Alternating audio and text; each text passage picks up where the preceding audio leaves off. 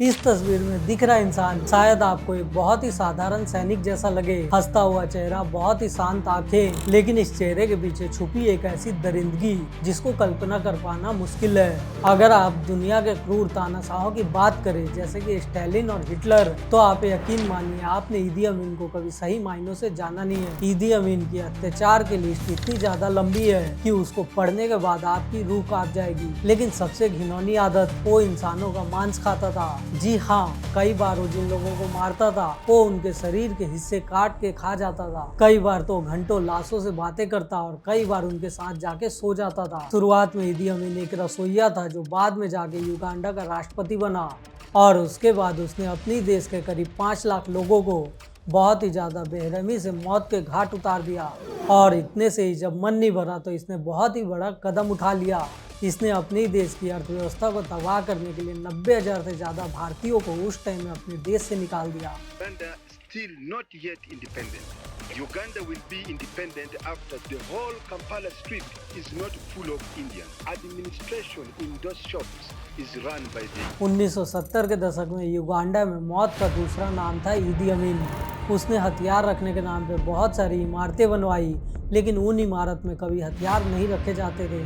वहाँ रखे जाते थे उसके कैदी, और उन्हें बहुत ही बेरहमी से पीटा जाता था, उनका खून बहाया जाता था, और उसके बाद उन्हें बिजली के झटके देके काट के मार दिया जाता था। उसके देश में कोई भी बंदा बंद हो सकता था, उसका दुश्मन एक आम नागरिक या कभी कभी उसके अपने सैनिक। उसके पागलपन का अंदाजा आप इस चीज़ से लगा सकते हो कि उसने अपनी पत्नी को भी नहीं छोड़ा था। तलाक देने के 1 साल बाद उसने अपनी वाइफ को प्रेगनेंसी के हालत में जेल बुलाया और उसे वहीं काट के मार डाला।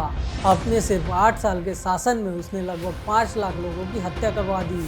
ईदी अमीन का जन्म 1925 में युगांडा के कोगोको नाम की जगह पे हुआ था। उसके पिता का नाम एंड्रस नाइग्रो, जो कि पहले से कैथलिक थे, लेकिन बाद में जाकर उन्होंने इस्लाम कबूल किया। उसके बाद उन्होंने अपने बेटे का नाम ईदी अमीन रखा। बहुत जल्द उसके माता पिता अलग हो गए और उसकी माँ उसे लेके बम्बो शहर आ गई। यहाँ पे जिंदगी बहुत ही कठिन थी, गरीबी बहुत ही ज्यादा, खाने की भी मुश्किल होती थी। इसीलिए अमीन ज्यादा पढ़ाई नहीं कर सका। उसने बस 4वीं कक्षा तक पढ़ाई की थी। इसके बाद उसने छोटी छोटी मजदूरी करना स्टार्ट की और उससे वो अपनी लाइफ की सर्वाइवल स्टार्ट करता है। कुछ समय मजदूरी करने के बाद उसने किंग अफ्रीकी राइफल को ज्वाइन कर लिया।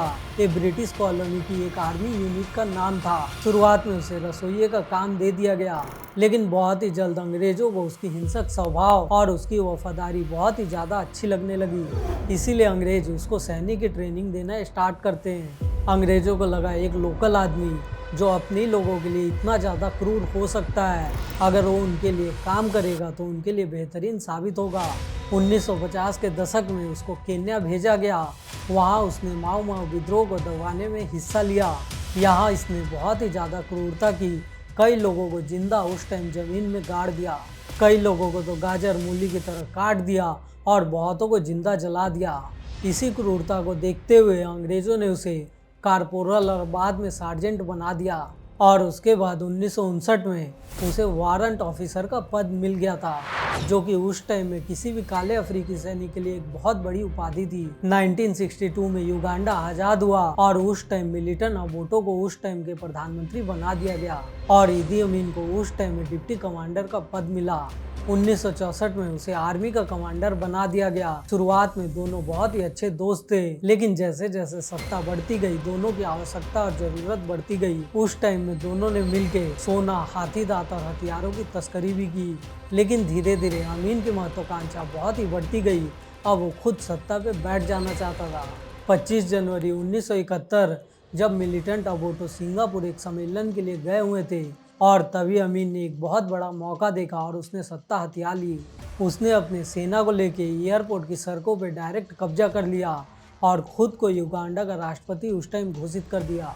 इसके बाद स्टार्ट हुआ युगांडा के इतिहास का सबसे भयानक दौर। उसने अपनी एक गुप्त पुलिस बनाई, स्टेट रिसर्च ब्यूरो नाम रखा। यह एजेंसी उस टाइम लोगों को पकड़ती थी, टॉर्चर करती थी।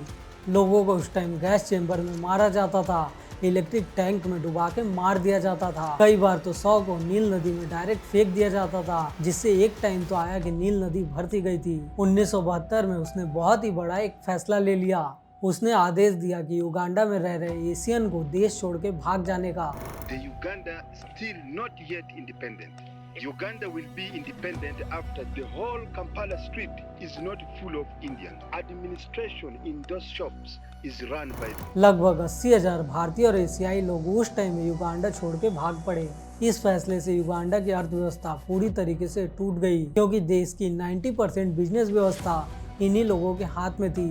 1978 में अमीन ने तंजानिया पे हमला कर दिया, लेकिन ये फैसला उसके लिए बहुत ही खतरनाक उस टाइम में साबित हुआ। तंजानिया के सैनिक ने जवाबी हमला किया और कुछ हफ्तों में कंपाला तक कब्जा कर लिया। ईदी अमीन देश छोड़ के भाग गया। पहले वो लीबिया गया, उसके बाद सऊदी अरब पहुंच गया। सऊदी ने उसे शरण दी, लेकिन एक शर्त पे कि वो राजनीति से हमेशा दूर रहेगा, और वहीं पे उसने अपनी लाइफ का बाकी का हिस्सा काट दिया। 2003 में मल्टीपल ऑर्गन फेलियर से उसकी मौत हो गई, और इस तरीके से इतिहास के सबसे खौफनाक तानाशाह का अध्याय खत्म हुआ। ईदी अमीन एक ऐसा इंसान था जिसके लिए इंसान का मांस खाना एक आम बात थी। अगर आपको ये वीडियो अच्छा लगा हो तो इस वीडियो को लाइक, शेयर और चैनल को सब्सक्राइब जरूर करना। मिलते हैं आपसे आने वाले अगले वीडियो में, तब तक के लिए बाय और जय हिंद।